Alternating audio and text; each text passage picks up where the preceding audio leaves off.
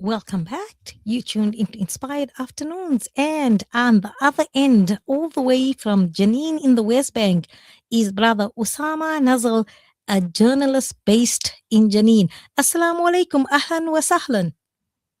Walaikum salam, ahlan wa sahlan. You're welcome. Thank you and welcome for and thank you for your time in being here on Salam Media, your online humanitarian portal. So tell me, how has your Ramadan been thus far and what has it been like for you personally in Janine? Also on the back of that, almost 10 days, over 10 days now, you heard the aggression on Iran and then the subsequent rollover in terms of how it impacted on the West Bank and in Palestine. First of all, thank you very much for having me in your program. And it's really amazing to talk about the holy fasting month of Ramadan in Palestine because it's really very special as we are talking about the Holy Land where we have the first Qibla of the Muslim world, Al-Quds, Al-Sharif. And so Ramadan is very special for all Muslims and for Muslims in Palestine in particular, as the families come together from day one until the end of this month. They break their fast together, they visit each other. You feel that all of the Palestinian people become like one family.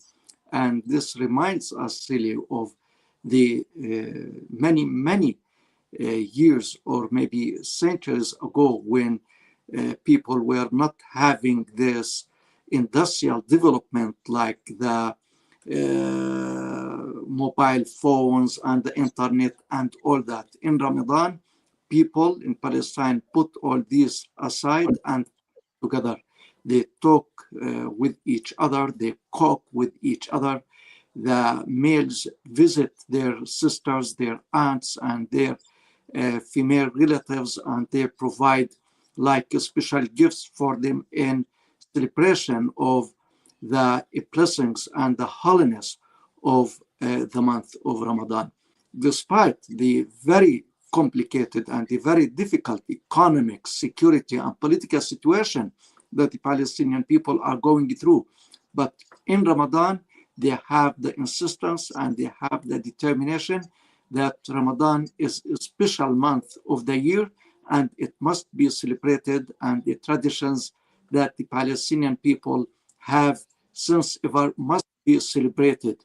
So it is days of happiness for children, it is days of worshiping and of the different religious practices for the adults and the elderly. But what makes the people sad this year is that they have not been able to get to Jerusalem to perform the prayer and at Taraweeh at Al-Aqsa Mosque. As you mentioned at the start of your program, Al-Aqsa Mosque has been closed for the 11th day, and Israel is using the war on Iran as a pretext for that. But we know that this is part of the Israeli strategy and the Israeli policy to end any Muslim landscape in Jerusalem, starting with Al-Aqsa Mosque. Shukran for that. So before we get into the really difficult conversation, I'd like to focus on that because observing Ramadan and having that spirit of brotherhood and sisterhood and getting the children together and observing your prayer, but all the while there's that sense of unity and mahabba is important because for me, when you're speaking, that in itself is a form of resistance to show, despite what you throw on us, we're not going to give up our heritage, our belief system, our value. Ramadan is important. Ramadan is sacred.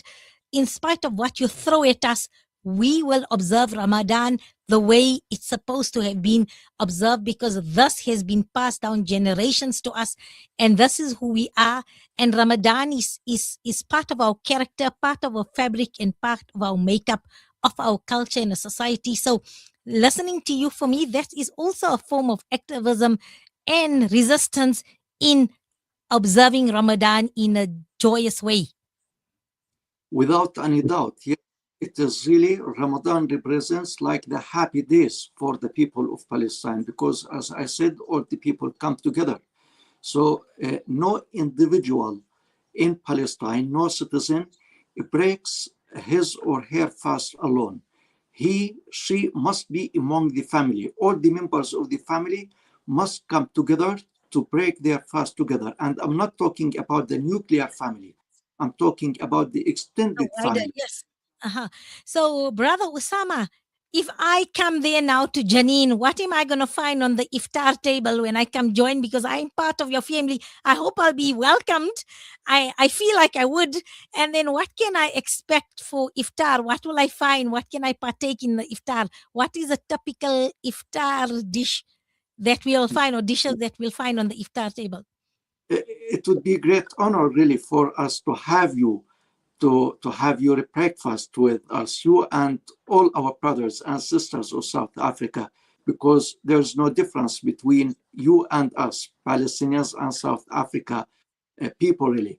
Yes, really, the Palestinians here show how smart they are in the kitchen during the month of Ramadan, because the meals that are served to the families, to the extended family, are very special. And the people here, for example, uh, they break their fast with a pot of soup, either vegetable soup or lentil soup, that is very important, and Mm-hmm. with some dates, like one date or three dates, it depends. And then the main dish, which could be like the Palestinian traditional meal, which is called makluba.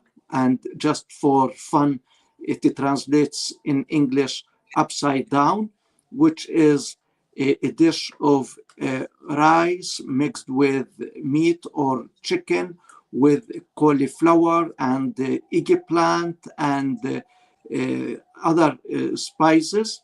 Uh, some people, for example, make the mansaf, which is also a Palestinian dish made of rice and thin bread and yogurt and lamb and different dishes really that I can't remember, but mainly the Palestinians are famous for the makluba and the mansaf during the days of Ramadan month, in addition to the different types of desserts and the sweets, mainly katayif, which is like a pie stuffed with almond and cheese with sugar.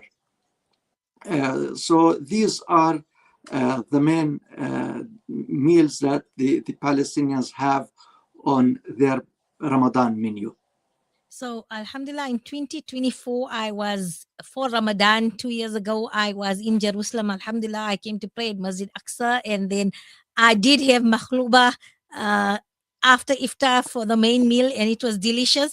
And that's when they told me I actually watched Sister Uhud turn the dish upside down, because she told me it's upside down. So you put the pot over, and then on the tray, and then the cauliflower, the brinjal. It was most delicious. And then Yes, when you were talking about the sweets, I love kunafa. And the first time I tasted kunafa was in Jordan at a place called Habiba's.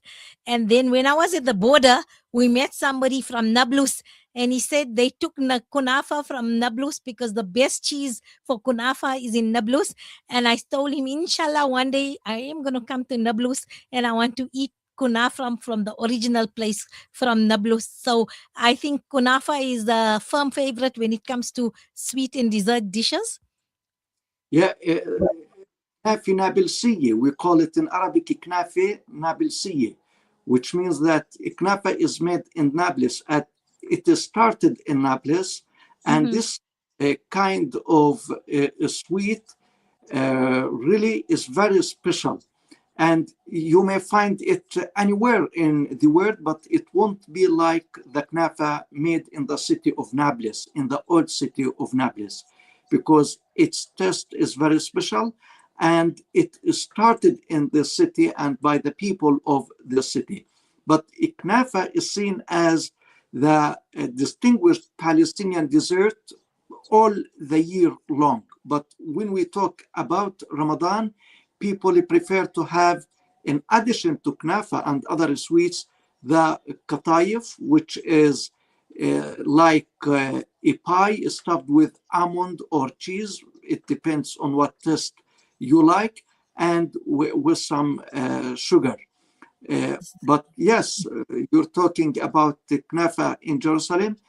So you must have tested the knafa that is coming from Nablus, because in the West Bank, we make sure that when we have this kind of a sweet, we get it from the city of Nablus. And we know the importance of Nablus city historically because of its relationship really with Damascus, as before the Israeli occupation started for Palestine in 1948, the relationship in terms of the traditions, the cuisine, even the dialect of Nablus is very much connected with that of the people in Damascus.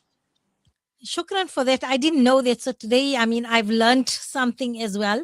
We're gonna go for a short break. Please do stay on because I want to carry on. I'm enjoying this discussion on Ramadan in the West Bank. Shukran, brother Usama. We're gonna see you after the ad break. Okay. You are listening to Salam Media live from our headquarters in South Africa. This is Salam.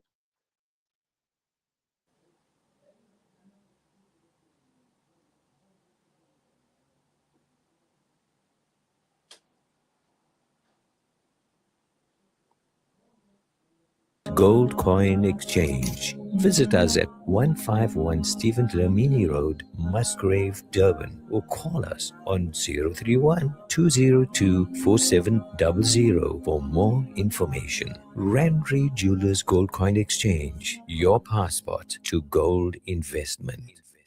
With Ashraful Aid this Ramadan, your zakat changes lives. It feeds families facing hunger, restores dignity to those in need, and brings hope where it is needed most. From food relief to essential support, your zakah reaches communities with care, transparency, and impact. Give with confidence, give with trust. Make your zakah count this Ramadan. Give your zakah to Ashraful Aid and help change lives today.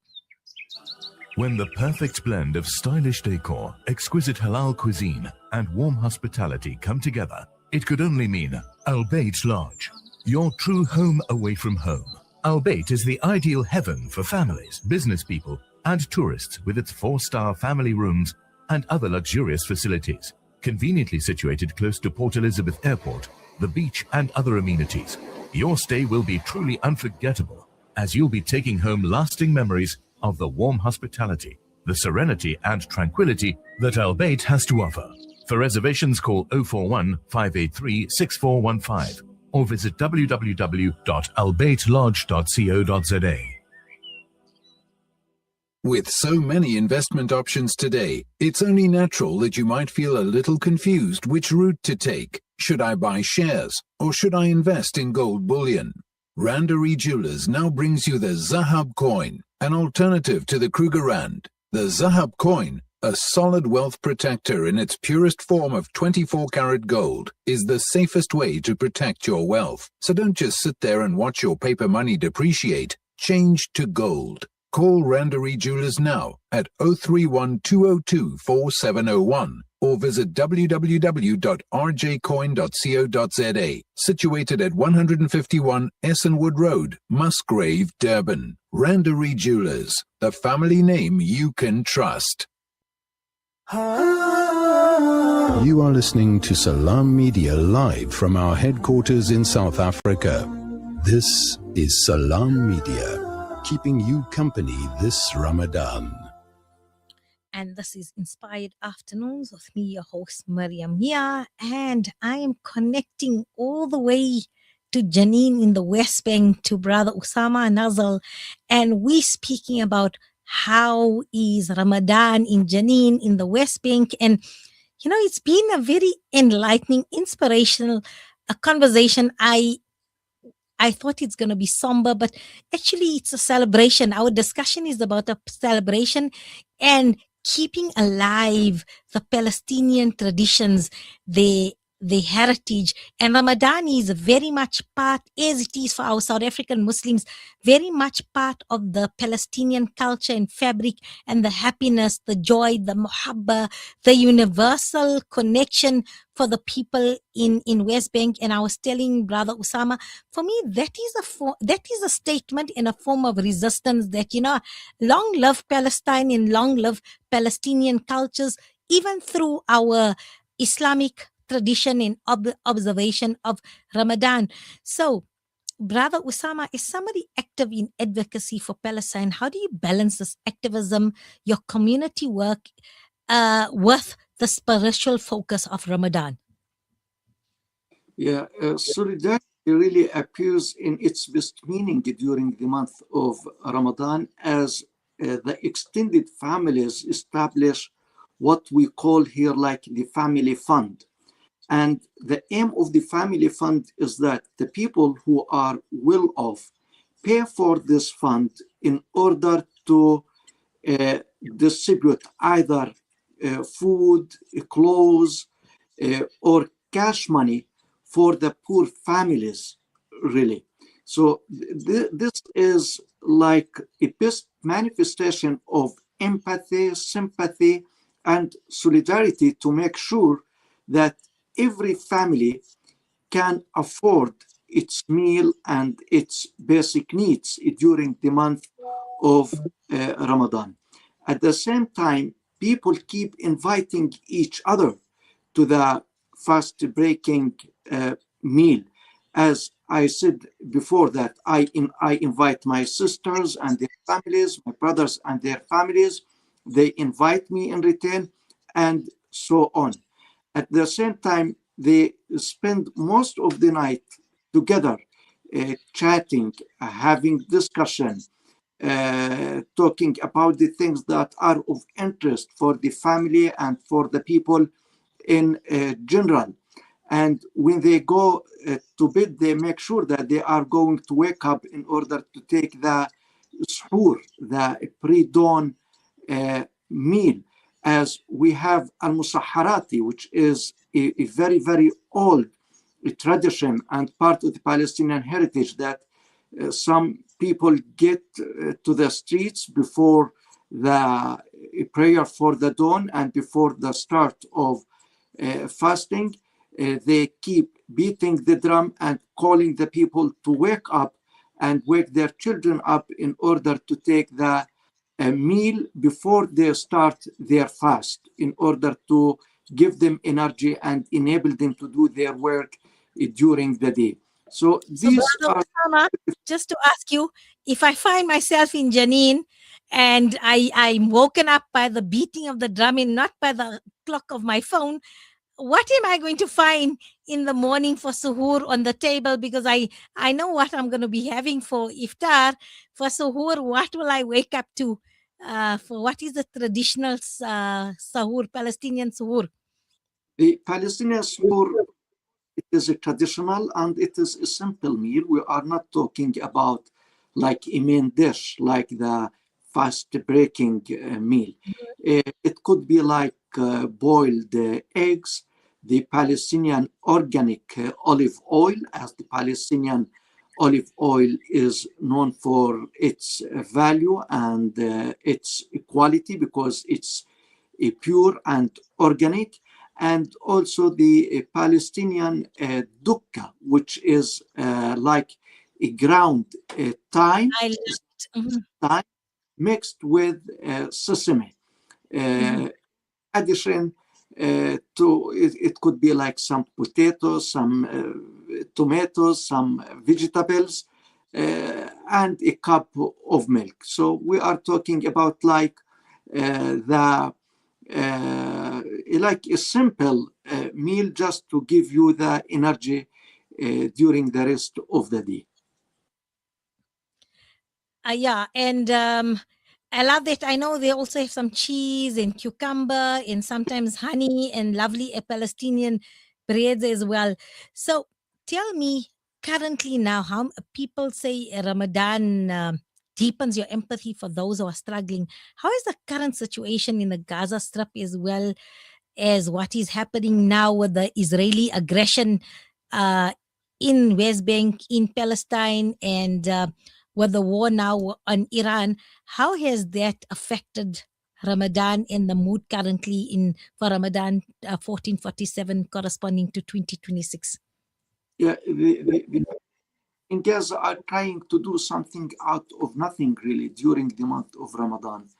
Like we know that most of the people are living now in tents in Gaza, and I watch how they invite each other and they make like a big gathering in order to break the fast together. We saw how they made Ramadan candles out of very, very basic and primary things, but in order to make their children feel happy and to feel that they have a very special holy month, the month of Ramadan. So they are doing something out of nothing, but this shows how the people in Gaza are determined to stay alive and to exercise their right to life, despite the continuing aggression against the people there, as Israel did not stop bombing Gaza during the month of Ramadan, and many people were murdered during this holy month. And just 2 days ago, we heard about our colleague, a journalist, a female journalist, whose house was bombed by the Israeli planes, and she died as a result of. In the West Bank, the situation is also not easy because a lot of restrictions on people movement. People can't move between village and another because of the gates and the checkpoints that are erected by the Israeli forces. And during the time of fast breaking, Israeli settlers attack the Palestinian villages and they cause a lot of havoc. And as a journalist, you must have heard about the 6 Palestinian citizens who were killed by Israeli settlers just during the month of Ramadan in the West Bank. And of course, the people are not allowed to get to Jerusalem because visiting Jerusalem is a part and parcel of the Palestinian character really in the West Bank and elsewhere. But this year, Jerusalem is completely closed and Al-Aqsa Mosque is closed. Even the people of Jerusalem themselves can't get there. So the people were deprived of the right to worship and of the right to perform their prayer at Al-Aqsa Mosque. And this makes them really feel sad and feel the agony of occupation. So we feel the agony with you. In fact, our CEO of Salam Media, CEO Brother Panti Malasani, was supposed to be in Aqsa because they had planned a trip. So Salam Media was supposed to be there in Aqsa through him reporting. So just before you came on air, he was really, really sad. And he's telling me, I was supposed to have been in Aqsa, not in Johannesburg, South Africa now. So we feel the pain, we feel the hurt. We are united in the support, in the du'as, and in the struggle for a liberated Palestine. So to conclude, what message would you like to share with the Muslims and supporters around the world observing Ramadan while thinking about justice and humanitarian issues? My message, the month of Ramadan is the month of worship, the month of peace, the month of tranquility, love, and solidarity.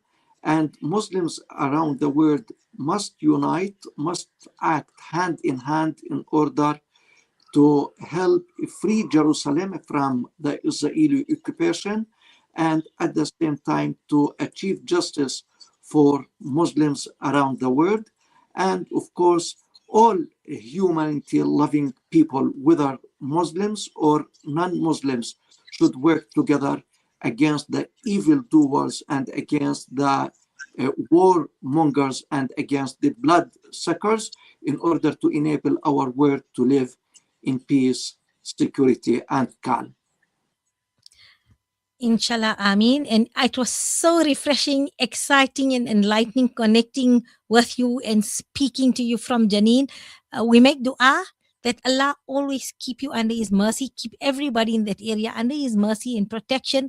And your difficulties are our difficulties, your struggles are our struggles, and our hearts will always be one and connected with Palestine. And we will always continue making dua at the time, especially when dua is most accepted, that Allah liberate the entire region of Al-Sham in our lifetime. So inshallah, we can see this not in our children's lifetime, but in our lifetime, we're going to see a liberated Palestine.